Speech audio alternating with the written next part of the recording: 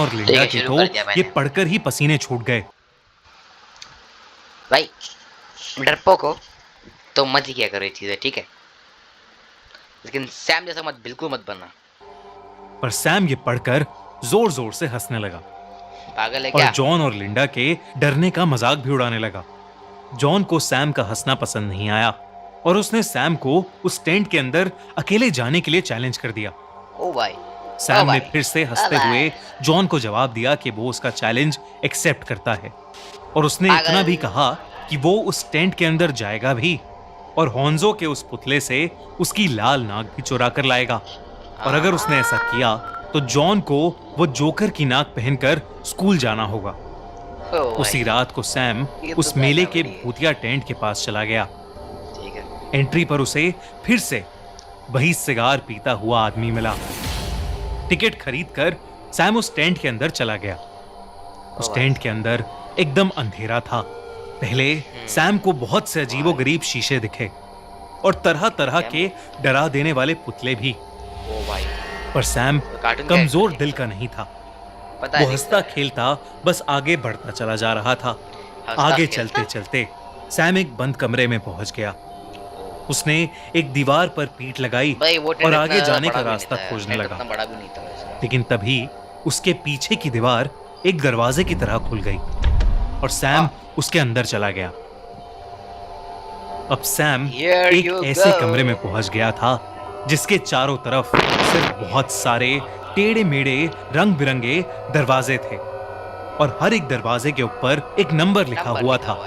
इससे पहले सैम कुछ समझ पाता, कमरे में लगे स्पीकर से एक आवाज आई, सही दरवाजा चुनोगे तो तुम आजाद हो, जैसा उस तो तुम्हें बंदे ने बोला था, होंजो मिलेगा। सैम 3 नंबर दरवाजे के पास गया और उसने जैसे ही उसे खोला वो रास्ता बंद था और वहां कुछ भी नहीं था।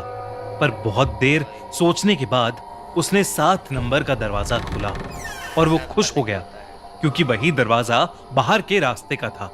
सैम वहां से निकलना चाहता था पर उसे जॉन से लगाई अपनी शर्त पूरी करनी थी।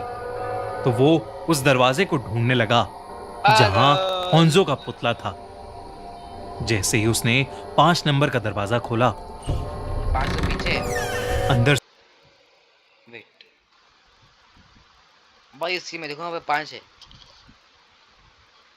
5 यहाँ पर है और ये 5 दरवाजे नंबर के को दरवाजे ढूंढने खोलता लगा है। जहां होंजो का पुतला था। या 5 है यहाँ पर। जैसे ही उसने 5 नंबर का दरवाजा खोला, पीछे भी 5 है। देखा, अंदर पीछे से भी 5 है। एक बहुत ही डरावना आदमी उसके सामने आ गया। चलते हुए आया होंजो लेकिन का जब पुतला। सैम ने ध्यान से देखा तो वो कोई आदमी नहीं बल्कि सिगार पीता हुआ मोटा सा एक जोकर का पुतला उसके सामने था। कुछ सेकंड्स के लिए सैम की सांसें ही रुक गईं, पर उसने खुद को समझाया कि वो सिर्फ एक पुतला है और उसने उस पुतले से उसकी लाल नाक उतार ली और उस लाल नाक को लेकर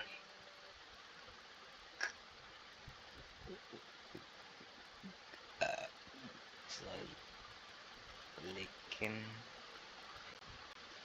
क्या इसने जस्ट अभी अपनी आंखें हिलाई? My God, you're dead, Sam.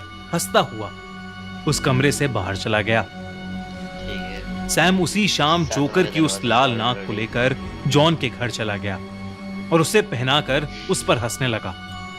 John ने गुस्से में आकर उस लाल नाक को दूर फेंक दिया और अपने घर के अंदर चला गया। सैम अब उस नाक को ढूंढता हुआ घर के बैकयार्ड तक पहुंचा। उसे ऐसा महसूस हुआ जैसे कोई उसे देख रहा है और अचानक से उसे सिगार जलने की तूने उसकी नाक चुराई की, वो तेरी आत्मा चुराएगा या स्मेल भी आने लगी। सैम ने इधर उधर नजर घुमाकर देखा पर आसपास कोई भी नहीं था।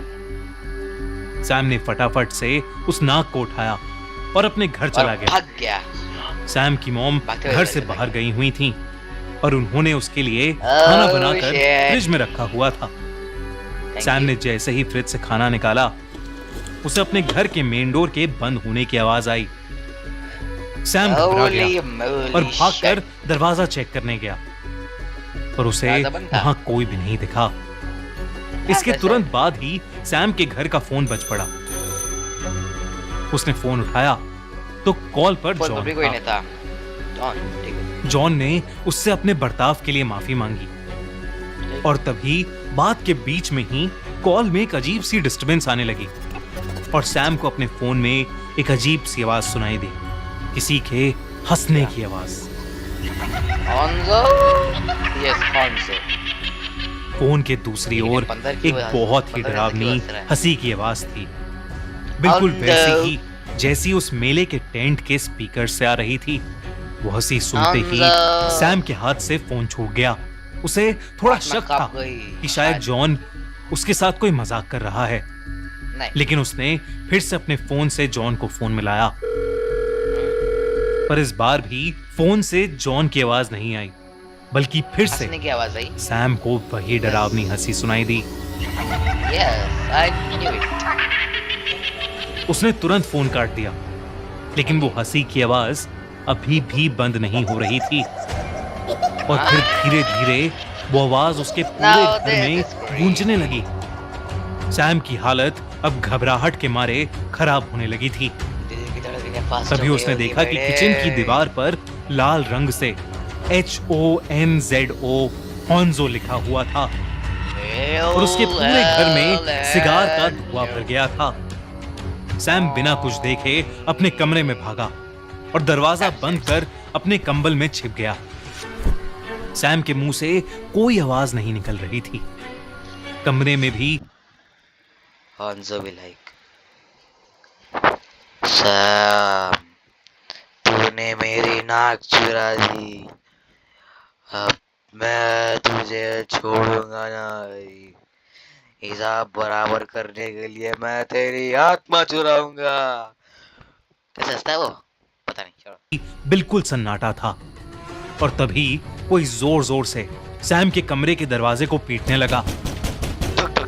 ऐसा लग रहा था मानो वो दरवाजा कुछ ही देर में टूट जाएगा, लेकिन फिर वो दरवाजा ठोकने की आवाज और वो डरावनी हंसी की आवाज एकदम से बंद हो गई। सैम की जान में जान आई और वो दरवाजे के पास गया और उसने धीरे से दरवाजा खोला। वहां कोई नहीं था, लेकिन फिर जैसे ही सैम ने अपने कमरे की तरफ दरवाजा वापस बंद किया, उसके होश उड़ गए। उसके दरवाजे पर लगे शीशे में सैम को हॉन्जो दिखा और सैम बेहोश हो गया। जब सैम की मॉम घर पहुंची तो सैम की नाक टूटी पड़ी थी और वो नाक चुराई तो नाक। खून से लाल हो गई थी। सैम को तुरंत हॉस्पिटल ले जाया गया। वो ठीक तो हो गया, लेकिन उसकी नाक पर उस चोट का निशान और उसके मन में हॉन्जो द जोकर का डर हमेशा के लिए रह गया। भाई, हमारी अगले हफ्ते की कहानी। अगले हफ्ते की कहानी छोटी है भाई। ब्रो, कितना हो गया भाई? ओह, मैंने स्टार्टिंग में भगा दिया था मैंने, तो फिर मेरे पास अभी भी टाइम है, तो फिर एक और, तो फिर क्या करें गाइस, एक और हॉरर स्टोरी पर रिएक्ट करें, क्या कहते हो? क्या करूँ भाई? अगर लिया भी तो फिर मुझे कम से कम भी बोलो तो 7 मिनट की स्टोरी लेनी पड़ेगी सिर्फ, मतलब 6 मिनट की स्टोरी लेनी पड़ेगी, क्योंकि 1 मिनट तो मैं आराम से कमेंट्री कर दूंगा। हम ढूंढता हूँ, नहीं मिली तो हम आउटरो कर देंगे, कोई तो ब्लैक स्क्रीन